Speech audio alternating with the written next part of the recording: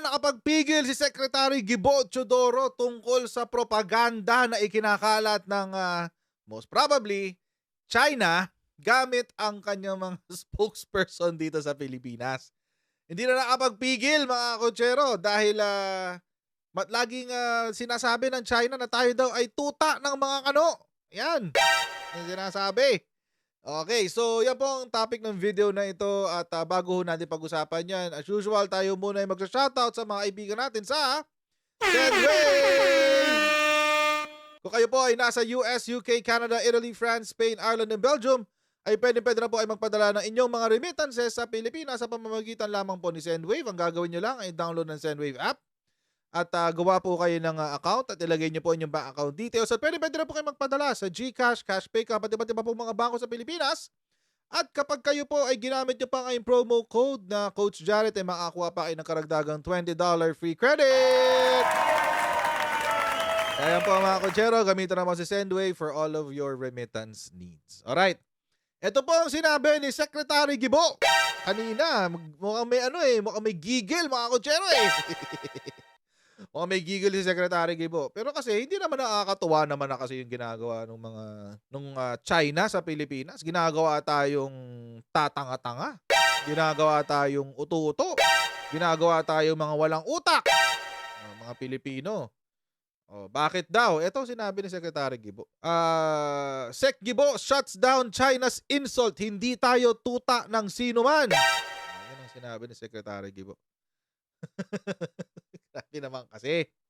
Grabe naman kasi yung mga pinagsasabi ni China laban sa Pilipinas. Kasi saan ho ba nanggaling yan? Ito ho mga kotsero ay nanggaling sa statement mismo ng China. Na tuwing meron pong tuwing merong mga ganitong skirmish sa sa West Philippine Sea, isasabihin niya kasalanan ito ng Amerika na patuloy ang pambubuyo sa Pilipinas para guluhin ang sistemang naitayo dito sa region ng ASEAN. Wow. So, gusto nilang isisi sa Amerika by making us look like we are fools. Gusto nilang isisi sa Amerika yung nangyayari sa West Philippine Sea pero at our expense. Gusto nilang palabasin, tayo ay uto-uto ng mga kano. Okay, ito po yung sinabi. Basahin muna natin balita. Sabi, Defense Secretary Gilbert Gibo Teodoro came out swinging, defending the country's sovereignty and refusing to be anyone's lapdog. In a post on Instagram, Teodoro called out China's insinuations that the Philippines was a US lapdog, saying this was an insult to Filipinos. Tama naman siya doon, mga kotsero. Nakaka-insulto nga naman talaga yan sa mga Pilipino. The Philippines insisted can think and act and stand on its own 2 feet. Ito po yung pinost niya sa Instagram daw ni Secretary Gibo. But actually, mga kotsero, yan po ay galing sa interview. Galing po yan sa interview, mga kotsero, nitong nakaraan lang. I think kahapon yata yung interview na yan. Nanggaling siya ng Isabela para mag-check ng EDCA sites. Basta either one of those visits niya sa EDCA sites, no? So, panoorin natin yung balita. Days since news broke out on the latest standoff between Filipino and Chinese vessels, And you splash Defense lang Chief yan. Gilbert Teodoro publicly speaks out for the first time. I'm outraged. I'm outraged about the incident. Nakita natin, post-World War II, ibang history. Hindi ba? Pati yung pag-name, kung sino ang bayani, kung sino hindi, nagkakagulo. Tapos aasa tayo sa history ng dayuhan na gusto manakop sa atin. The defense chief also drawing ire from insinuations that the Philippines was in the wrong when its vessels were blocked and fired with water cannons. Alam niyo po, may mga propaganda po na kinakalat. Hindi po natin alam kung saan nanggagaling. Baka po sa China, baka po sa iba. Pero ang layunin nito ay maglagay ng chismis sa bawat sektor ng society na pagwatak-watakin tayo. Ay! I think the true Ay, huling-huli ni Secretary Gibo! Huling-huli ni Secretary Gibo, mga kutsero, alam nyo kung bakit? Kasi alam nyo, kung tayong Pilipino ay may iisang boses, kung tayo ay may iisang boses dito sa pangbubuli ng China sa West Philippine Sea, lalong magmumukhang tanga ang China. Alam nyo mga kutsero, alam ng China yung kapangyarihan yan. Tingnan nyo sa China. Ang alam nilang lahat, yung buong West Philippine Sea, kanila. Pati yung mga citizens mismo, hindi lang yung gobyerno. Pati citizens mismo. At dahil yun ang alam nila, yun ang pinaglalaban nilang matindi. Kaya lahat sila doon, unified ang boses nila. Iisa ang boses ng mga tao sa China. Na kapag pinag-usapan ng West Philippine Sea, Pilipinas ang masama. Pag pinag-usapan ng West Philippine Sea, US ang masama. Pilipinas ang masama. Pag pinag-usapan ng Taiwan, Taiwan ang masama at US ang masama. Ganon mga kutsero, iisa sila ng sinasabi. Kasi alam nila yung kapangyarihan ng kapag iisa ang mindset ng mga tao, iisa ang pagkakaintindi ng mga tao. Pagdating sa nationalism at patriotism, mahirap talunin. Mahirap talunin. Kaya po, ako naniniwala ko, I'm thinking si Secretary Gibo because of his government position is playing it safe. Siyempre, hindi naman siya presidente para magsabi ng ating foreign policy. Pero, mga kutsero, I think he's playing it safe, but he is, I think, nung sinabi niya na meron sigurong mga, hindi natin alam kung nanggagaling ba sa China yung propaganda, etc., etc. Nung sinabi niya yon mga kutsero, alam na nila yung katotohanan. Sa China galing yan.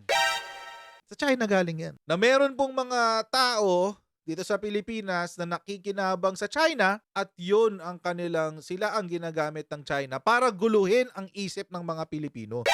Para tayo, maski yung mga Pilipino mismo, isipin na yung ginagawa ng China sa West Philippine Sea ay tama. At yun ang tatanggapin nating lahat. Yun po yan mga kakutsero. This is very alarming to actually, no? This is very alarming. At totoo, nangyayari po yung gusto mangyari ng China. Nangyayari po yan. Alam nyo naman kung sino yung mga nariringgan nyo ng ganyan. Alam nyo na yan. Hindi na ako magko-comment, hindi na ako magsasalita. But, alam nyo naman yung sinasabi tungkol sa kanila. Tungkol sa China. Na parang tayo pa raw, mga Pilipino, ang tayo pa raw ang sumasakop sa kung ano ang historically ay sa China. Narinig nyo na ba yun? Malamang narinig nyo na yun sa Kamuning Bakery. Diba? Yung assistant deputy mission something, parang deputy ambassador siguro yun. Di ko alam eh. Nandun sa Kamuning Bakery. Deputy ambassador yata ng China yon, sa Shang pangalan. Zhang something ang pangalan. Nandun sa Kamuning Bakery. But anyway, tuloy natin itong kay Secretary Gibo. Balik natin ng konti. Wait. Ayan. Ng society na pagwatak-watakin tayo. I think the true intent of China in this incident is obvious. For me, I believe that the presence of Philippine bases with EDCA sites is being used as a cover for their true intent of dominating and exploiting the West Philippine Sea. Oy! Teodoro, Oy! Nagsalita si Secretary Gibo. Ang totoong intention daw ng China ay gamitin yung gulo dyan sa Taiwan. Front lang yan. Ang totoo nilang pakay i-dominate ang West Philippine Sea. Alam niyo yung South China Sea. Mga kutsero, that's feasible. Alam niyo kung bakit. Kasi po, trilyong dolyares. Dolyares trilyong dolyares ang pera na dumadaan dyan sa waters na yan. So kung mapagtripan ni China na siya ay mag-impose ng taxes sa pagdaan dyan sa karagatan ng West Philippines, trilyon pera din ang papasok sa kanya. Wala pa dyan yung bariles ng langis na nasa ilalim ng West Philippine Sea na hanggang ngayon hindi pa na nahuhukay lahat. Hindi pa nakukuha lahat. Gustong kunin yan, gustong kamkamin ng China. Yung sa Taiwan, it's feasible, no, na excuse na lang yan. Mahinang ano lang yan. Kumbaga, cover lang yan. Ang totoong intensyon, i-militarize ang West Philippine Sea. Could also barely hide his resentment on criticisms being hurled by the Chinese government in response to the Ayungin incident. Insulto ito sa Republika ng Pilipinas. Tayo'y may sariling paninindigan. Kapag ang China, nag-iisip sila na hinahambing tayo sa tuta ng Amerikano, ako naiinsulto. May sariling utak ang Pilipino at lalong lalayo ang Pilipino sa kanila. AFP Huling-huli mo, Secretary Gibo. Palakpakan tayo dyan. Matagal ko na hong sinasabi yan, mga kotsero. Itong eksaktong sinabi ni Secretary Gibo. Matagal ko na hong binabanggit yan dito sa ating channel, dito sa ating live stream. Na tayo poong Pilipinas, hindi ba tayo naiinsulto kapag tayo ay tinatawag na tuta ng kahit anong bansa? Na tayo, actually, nung nauso yung nung panahon ni Digong, Pilipinas ay probinsya ng China. Alala niyo yun? Alala niyo yun? Di ba may mga lumalabas pa nga na mga poster? Tapos meron pang mga claim doon sa China na probinsya na raw tayo ng China. Di ba may ganun? Personally, ako naiinsulto ko kasi hindi naman tayo vassal state. Hindi tayo probinsya ng China. The same is true pag sinabi na ang Pilipinas ay tuta ng Amerika. Paano tayo magiging tuta ng Amerika? Wala naman tayo masyado napapakinabangan sa kanila. Diba? Maski nga yung yung mga anti-America Yun ang sinasabi. Wala naman tayo napapakinabangan sa Amerika. Bakit tayo sa kanila kumakampi? No! That's a fallacy. That's a red herring argument. Hindi tayo kumakampi sa Amerika. Tayo po ay kumakampi sa Pilipinas. Dahil alam natin, mga kotsero, na ang Pilipinas ay wala sa posisyon para ipagtanggol ang kanyang sarili. So ang ating pakikipagpartner sa Amerika ay pagsisilbi sa interes nating mga Pilipino. Ito nga lang magtayo ng EDCA sites, nagwawala ang China Tapusin na nga natin ito para makapubo tayo sa iba kung nalagay. Kung lalayo ang Pilipino sa kanila. Agree! AFP Chief of Staff Romeo Bronner in Puerto Princesa City also on Thursday. Bronner's first visit here in Palawan as AFP Chief serves as an opportunity to rally the troops securing the West Philippine Sea. In his one-on-one interview with Politics As Usual's Pia Ontiveros, Bronner says it is unlikely they could deploy more Navy ships to Ayungin. We don't have enough ships. Coast Guard ships are currently in the front lines in patrolling disputed waters. Right. There are even suggestions now to beach another Navy vessel in the Ayungin Shoal. Uy! No, we don't have any plans of doing that. Teodoro responding to questions whether the government will repair BRP Sierra Madre before it finally breaks up. Isa yun sa tactical na mga tinatanong ng mga Chinese at minsan may nagpapatanong at hindi ko sasagutin dahil sinasagot ko yung mga tanong nila. Gusto ko yun. Isa pa nga, ulitin nga natin. Nagpapatanong naman China sa kanya kung aayusin daw ba yung BRP Sierra Madre. Chinese at minsan may nagpapatanong at hindi ko sasagutin dahil sinasagot ko yung mga tanong nila. But if there's one thing that's never gonna happen, Teodoro points out, is pulling out BRP Sierra Madre, just as what China has been insisting. However, the Philippines will not bend over, as the President said, and we will not give in to unreasonable demands. From Puerto Princesa City, Palawan, David Santos, CNN Philippines. Good job, Secretary Gibo. Palakpakan.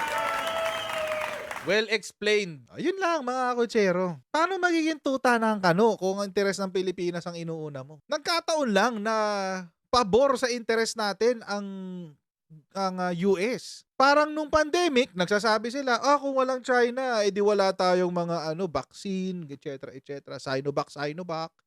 Yan. Kawalan China. O di during that time, pumabor sa interest natin ng China, walang problema doon. Pero hindi porke binigyan nila tayo ng mga sandamakmak na vaccine, ibig sabihin, pag-aari na nila ang West Philippine Sea. Hindi walang ganon. Balikan natin yung balikan natin yung sinabi ni Secretary Gibu kanina na yung simple nga lang na na EDCA nagwawala ang China. Simpleng EDCA, 'di ba? Gigil-gilan China. Tapos fake news pa sila na nag-promise tayo ng tatanggalin natin ang BRP Sierra Madre. Alam na natin alam na natin na hindi. Walang ganong promise. Walang dokumento. Maski China, walang mailabas sa dokumento eh. Sabi daw si Joseph Estrada daw ang nag-promise. Alam na natin yan na walang ganon. Walang ganong promise. Actually, galit na galit pa nga si Jinggoy. Ayan galit na galit si Jinggoy eh. Yung tinawag na stupid tsaka gago si Bobby Tiglaw. Bahala kayo dyan. Mag-away-away kayo. Ito pa, isa. Actually, dito ako medyo hindi natutuwa talaga. Dito sa sinabi ni Kuya. Papainggan nyo to. Kasi ano pa ba yung sinasabi nila kung bakit daw tayo tuta ng kano? Kasi yung mga spokesperson daw, yung mga nagsasalita na kontra sa China, mga nakinabang sa Washington. Tulad ng sinabi ni Herman Chu Laurel. Let's keep in mind that the BRP Sierra Madre has been there for 24 years since 1999. So the question people should ask, if China is such an aggressive presence there and stops deliveries to the ship, how do the Marines survive 24 years there without food, water, medicines, and so on? So obviously, for 24 years, the deliveries of food, water, essentials for the human life, survival of our Marine detachment there has always been delivered successfully. But that's not the end of the Am I argument. correct in that question? I think Actually, there were let's say previous there were incidents. some incidents. There were some Just to incidents, but you're clarify. talking about 24 years. How many incidents that you recall? A dozen? We half ran a dozen? we ran we did a rundown in the Yeah. last So how many? show. I can't recall off the top of my head, How- but there were previous water cannoning incidents, there were Yeah, ramming that's right. incidents, There have been harassment previous. issues. Why did not those incidents create such a furor? Why? They did. No, they didn't did. cause this kind.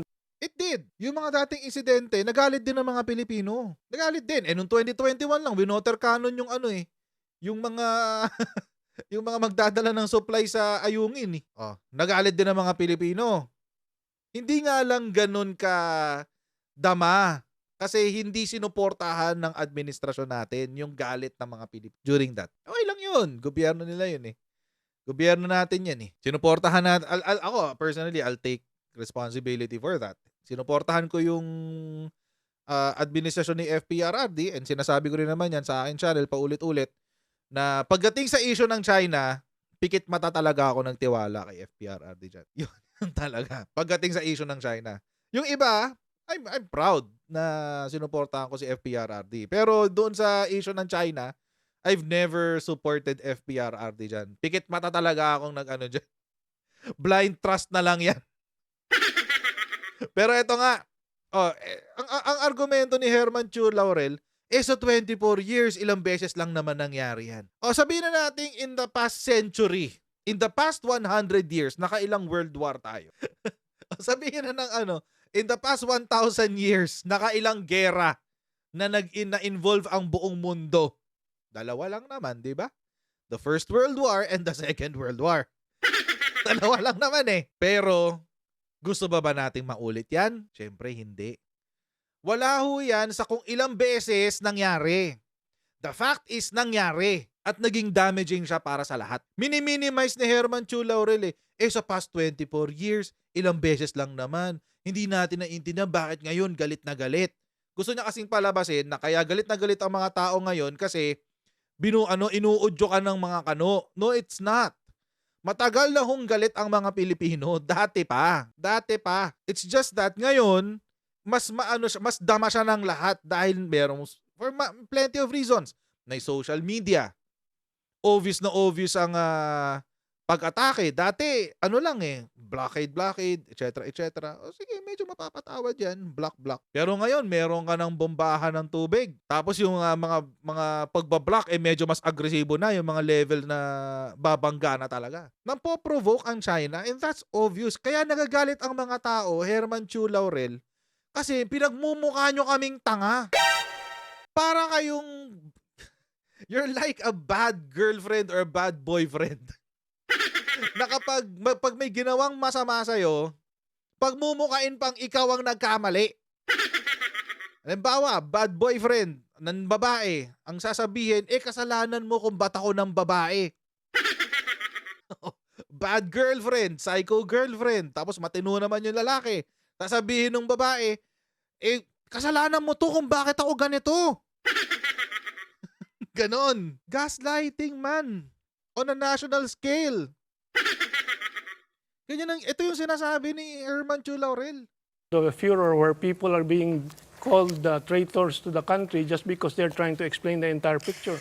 Since think, you brought it up, sir, it has- hold on. Let me just read that quote out loud. Since you brought it up, Is it really just explaining the entire picture? Hindi mukhang you're advocating na, mukhang you're lobbying Kasi kung explaining the entire picture, bakit ang defensive natin dyan? Philippine Coast Guard spokesman Commodore J. Tariela, who said, if you're a Filipino, whether in government or private sector, regardless of your politics, defending and making excuses for China's aggressive behavior should deem you unpatriotic and a traitor to the Philippines. Well, it is and to our Tariela people. who is unpatriotic and traitorous Yan na. because he just came back from the United States. We have evidence there to show him thanking the U.S. government for his 3-week course there and so on and so forth. He's a tainted source. So are many other Filipinos posing as patriots and nationalists over these issues. When Big words. Claro M. Recto or Renato Constantino writes books about the colonization of the Philippines, the colonial mentality of the Philippines, is that being treasonous? Because these are different. realities. But my question is still, how many instances? Half a dozen? A dozen? I believe Once is too the much. point of contention now, Mr. Tularel, is the fact that in the recent incidents, they have gotten a little bit more heated. The water cannon incidents, it water only started cannon- during the Duterte administration when it started to escalate. In 2021, there was another incident with Correct. the water cannon. Water cannons are the most benign police instrument for crowd. Ito yung sinasabi ko na pinagtatanggol You're not just giving a big picture. You're lobbying. You're actually, sinasabi nyo na, water cannon, yan na nga yung pinaka-safe, pinaka-benign, walang damage na pwedeng pang-police dyan sa West. Why do they need to police the West Philippine Sea when China is way up there sa taas? Ang layo nila dito sa Pilipinas. Wala silang karapatan magpulis-pulisan dyan sa karagatan na yan. Control for any such situations where you Lobbyist. need to control activities of what you feel are forces intruding. Hirap ba? There's also been incidents, sir, where these so-called dangerous maneuvers were carried out over the sea. Apart from the water cannoning, there Well, were you some have- near collisions at sea, which I think, based on international maritime law, is considered if risky there, maneuvers. there are violations, and they can file cases there. But obviously, we don't have those cases filed because a lot of it is propaganda. Paano propaganda? Nag-file ka nga ng note verbal. Ang weird ni Kuya. Nag-file ka nga ng note verbal At saka ang may karapatang magpulis dyan sa West Philippine Sea, speaking of police, is the Philippine Coast Guard. Philippine Coast Guard lang po, Kuya. Philippine Coast Guard lang. West Philippine Sea, exclusive economic zone natin, Philippine Coast Guard lang. The Chinese Coast Guard has no business to be there. Kahit sabihin pa nilang, may historic right kami dyan. Hindi, walang ganun. Bakit? Pumirma kayo ng UNCLOS. Ganun lang kasimple, pumirma kayo ng UNCLOS. Historic right. Nagilan nyo yan. Anyway, so ang interesting dito mga Kojero, si Commodore Tariela sumagot. si Commodore Tariela. Tapos sinabi niya, di ba sinabi niya, Tariela is a tainted source. Sa ano. Tapos, sumagot si Commodore Tariela sa same show. Panalo. O, pahinga na si Commodore Tariela. So Paul, no? This tweet is a personal opinion of mine. It doesn't represent the stand of the Philippine Coast Guard or even the National Task Force West Philippine Sea. I'm not also, referring to any particular individual or any particular institution. As I said, this is something personal that I did my tweet. So it just so happened that I'm probably expressing my own emotion through Twitter. X. X na po, X. So nobody triggered you, Commodore? Walang nag-trigger sa'yo nun? Well, nobody in particular, Okay. and I'm not going to mention anybody in particular, but there are 3 occasions that triggered me to do the tweet. Okay. The first one is when I still have to start with saying that, we've been doing this transparency initiative for almost 8 months now since we released the military grade laser incident. That's the time that through the Philippine Coast Guard, the national government has been very, transparent about what is happening in the West Philippine Sea. All the aggressive actions that are being conducted by Chinese government, we keep on releasing to the public to create awareness and consciousness for the Filipino people. And for so many months, we tried to be very truthful, honest about what's happening. And then, unfortunately, with this resupply mission, we released a video showing that our supply boat, our Philippine Coast Guard vessel, were being water cannoned by the Chinese Coast Guard. And then a few days after, the Chinese government, the People's Republic of China, released their own version of video saying that the water cannon never really hit the supply boats. Yeah, So the And we're seeing it right now. Yeah. It's about to hit the supply boat right now. I've memorized this video. And the reason for that was because on Monday night, we had Mr. Herman Tiu Laurel. He is the president of a Manila-based think tank, also long name Asian Century Philippine Strategic Studies Institute. And he had this to say about you. I'm going to roll the clip. It is And for Tariela people- who is unpatriotic and traitorous Yun. because he just came back from the United States. We have evidence there to show him thanking the U.S. government for his 3-week course there and so on and so forth. He's a tainted source. Your thoughts, sir? Okay. Going back again to my transparency initiative, we have been doing this transparency since February. Nobody has ever told me that I'm pro-US. Nobody has ever told me that I'm the US mouthpiece. From February, when we released the military-grade laser, March, we released the video about the swarming of Chinese maritime militia, aggressive actions resulting to dangerous maneuver.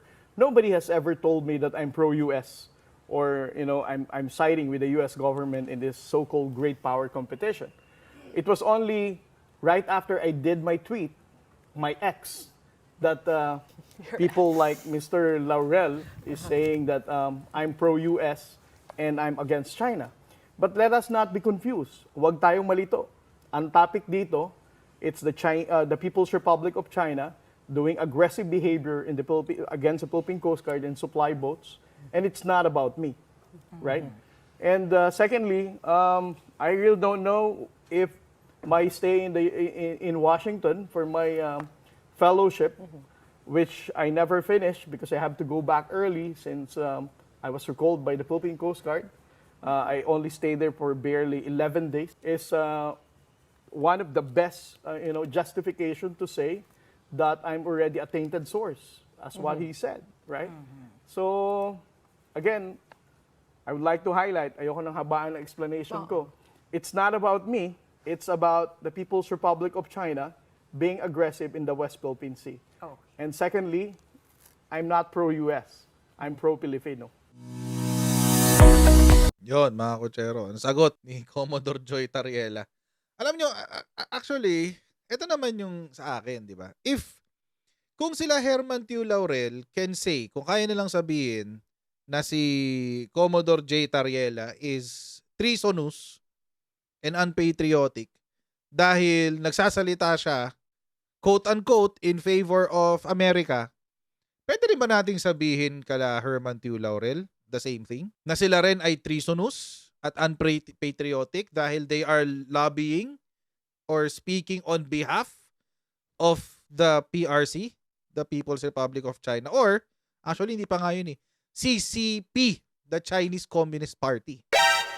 It should be mutually applicable, di ba? It should be mutually applicable. Pero kasi mga kotsero, si Commodore, totoo po yung sinabi niya. Simula po February, nag-umpisa po yung Transparency Initiative na sinasabi niya. Yan, Philippines launches strategy for publicizing Chinese actions. Nung February, nung nangyari po itong yung laser pointing, dito po nag-umpisa yan. Ayan, si Commodore J. Tariela yan. I'd like to emphasize that the best way to address Chinese gray zone tactics in the West Philippine Sea is to expose it. Coast Guard Commodore J. Tariela said, referring to China's use of ostensibly civilian fishing and research vessels to perform military tasks to avoid a military response from rival claimant states. Ayun ang sabi. Tariela used the Philippine name for the stretch of the South China Sea close to its western coast. He spoke at the Manila Forum about China's gray zone operations in the disputed sea, sabi niya. So proyekto talaga nila yan na ilabas lahat ng mga kabalbalang pinagagagawa ng China sa West Philippine Sea. At saka mga kotsero, itong akin dyan. Between the two of them, Commodore Tariela at saka si Herman Tiu Laurel, sino ho ba ang humaharap kasama ng mga ating mga bata dyan sa West Philippines? Si Herman Tiu Laurel ba? O si Commodore Tariela? Sinong nakaka-experience first hand ng mga kabalbalan at kalokohan at pang-aabuso na ginagawa ng China sa ating Philippine Coast Guard? Si Commodore J. Tariela ba? O si Herman Tiu Laurel? Sino kaya sa dalawa? Kasi between the two of them, mukhang mas maniniwala ako kay Commodore Tariela. At saka by the way, sa lahat po ng nasa serbisyo, Papa Police, AFP, Philippine Coast Guard, basta military, law enforcement and military. Ako po on behalf of the more patriotic people here in the Philippines. The more nationalistic ones here in the Philippines. Mga nagmamahal sa bansa. We thank you po for your service. Deserve niyo po yung palakpak na yan. Maraming pong salamat sa inyong serbisyo. Unahin ko na po yan. Kasi po, yung serbisyong ginagawa nitong mga taga-AFP natin at Philippine Coast Guard, ay ibang level talaga yan. Di katulad ng mga the likes of Herman Tiu Laurel na nagtatrabaho sa isang think tank, pero puro paglalabi sa China ang pinagagawa. So, eto na nga. So, hindi pa yan. Meron pa mga sinabi si Secretary Guibo. Eto yung isa. That's a very, very good possibility, no? That it's the EDCA Taiwan nexus is being exploited as a cover for a lot of things. Partly the real intention of occupying not only the West Philippine Sea but the whole South China Sea. So I dispel that notion, and these Philippine bases with EDCA facilities are for us purely for our internal credible deterrent, no? Posture. And not only here, we have to develop Philippine bases throughout the perimeters of the archipelago in order to secure our territory, not only now, but for the future. Agree. Actually, seryoso po si Secretary Guibo dyan sa paggawa ng pagsisecure ng perimeter ng ating bansa. Kaya bukas din ho sila. Ang Department of National Defense is also open for joint patrols sa karagatan natin. Matapos ang ginawang pagbomba ng tubig ng Chinese Coast Guard sa mga barko ng Pilipinas, hindi isinasara ng Department of National Defense o DND ang anumang opsyon para sa rotation at resupply missions sa BRP Sierra Madre sa Ayungin Shoal. Kabilang na riyan ang suhestyong pag-escort ng mga barko ng Estados Unidos. It's a possibility, sir. We are actually exploring all possibilities, all options regarding the RORE, regarding the rotation and the supply of our personnel at Yungin. And as of now, we can still handle the situation. Samantala, hindi rin inaalis ng DND ang posibilidad na mayroong Chinese informant kaya nahaharang ang mga supply boat ng Pilipinas. I think I heard this also, Madam Chair, from a statement of the PCG spokesperson, Commodore Tariela, na yung Chinese government parang mukhang may advanced knowledge sa ating resupply mission. That is a possibility, but of course, we are always thinking that during the loading of supplies, there are already informants before the operations is conducted. So, nakakakuha na po sila ng mga inputs doon ng information. Traidor. Ayon kay DND Undersecretary Ireneo Espino, umaabot na sa 80 hanggang 200 militia ships at mga barko ng Chinese Coast Guard ang namamataan sa lugar. Kumpara yan sa tig-isang barko ng Coast Guard at Philippine Navy na kadalasang sumasama para mag-escort sa rotation at resupply mission sa Ayungin Shoal. Even if we escort our vessels, our private vessels supplying the necessary requirements of Ayungin, hindi po tayo, we could hardly counter the number of vessels from China. Humiling naman ng executive session ang DND sa Senate Committee on Foreign Relations para matalakay ang magiging plano sa BRP Sierra Madre. Harleen Delgado, UNTV News and Rescue. Diyos ang aming sandi. Tama lang yun, executive session nila yan. Nakakalungkot, no, na mayroong posibilidad na may mga espiya ang China sa... Well, hindi ako magtataka. Navy nga ng Amerika, eh. Meron sila. Diba? Recently lang, meron dalawang nahuli. Amerika pa yun. So, magtataka na meron ding mga espiya sa Pilipinas na nag-feed ng info sa mga Chinese para karangin yung resupply mission ng ating mga bata dyan sa West Philippine Sea. Modern day makapili. Yan sila. Kung sino man sila, mahihiya kayo. Sana yung pinapakain nyo sa anak nyo, hindi sumakit ang mga tiyan nyo. Sana. Pinagpalit nyo ang bansa natin sa konting barya na ibibigay ng China. Nakakahiya kayo. Grabe. Tigas ng mukha. Nakakainis. Ay, naka. Uy, wait. What yan? Anyway, so mga kutsero, no?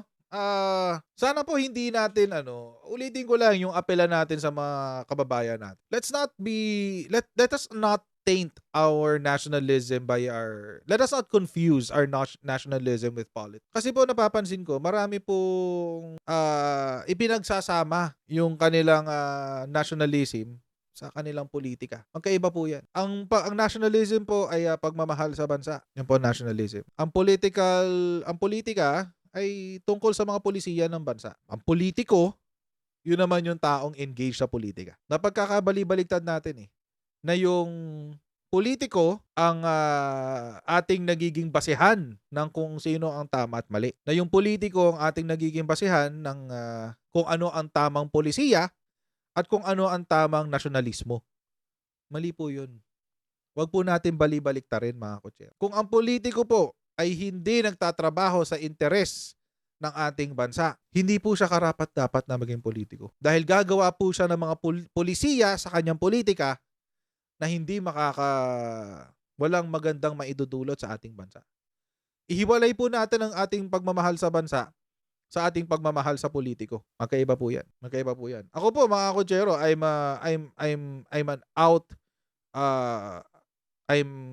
out naman ako sa aking politika. Na I support our Marcos administration. I support si Senator Amy. I support si VP Sara. And I support si Digong, si FPRR. Sila po yung mga politiko na para sa akin, nagtatrabaho majority of the time for the interest of our country. Pero hindi rin po sila perfect. Meron din po silang mga bagay-bagay na sa akin palagay, hindi ko kayang i-agree. Hindi ko kayang sundan. Tulad ng, again, itong tungkol sa nangyayari sa China. Alam naman natin yung posisyon ni Digong dyan, ni Senator Amy dyan. Si VP Sara, hindi ko alam kung anong posisyon niya. She's not really spoken about it. Si PBBM was friendly with China before, but now it seems na medyo nakakaroon ng pagbabago. But regardless, when it comes sa usapin ng nasyonalismo, hindi ko na po tinitignan kung sino yung politiko na sinusuportahan ko. Ang tinitignan ko na lang kung ano yung polisiya na na magbibigay buhay sa aking nasyonalismo. And right now, para sa ating lahat, mukhang mas makakabuti na ipagtanggol natin ang ating bansa. At kung kailangan natin ng mga kakampi, tulad ng Japan, South Korea, Australia, US, at iba pang bansa, yun ang unahin natin. Kaya sa ipagtanggol natin yung layaw ng isang bansa na hindi naman tayo tinratong kaibigan ever. So pag-isipan niyo po mga kotsero, it all boils down upon you kung ano yung iisipin niyo, kung ano yung susundan niyo. Pero yun po yung akin. At pwede rin po kayong gumawa ng sa inyo. Walang problema yun. Pwede po tayo mag-disagree. Let's just agree to disagree. Pwede. So, again, shout out po kay Secretary Gibo. I think you're doing a real good job at maraming salamat sa pagtatanggol sa ating bansa sa pamamagitan ng iyong pagiging sekretary. At sa ating pong mga uniform personnel, maraming salamat po sa inyong serbisyo. Deserve niyo po na mabigyan ng kaukulang respeto ang ating uniform personnel. So, maraming pong salamat muli sa ating mga viewers na nanonood ngayon dito. At please don't forget to like, share, and subscribe. And I'll see you again in our next live stream. Alright? So, bye everyone. See you next time. Bye!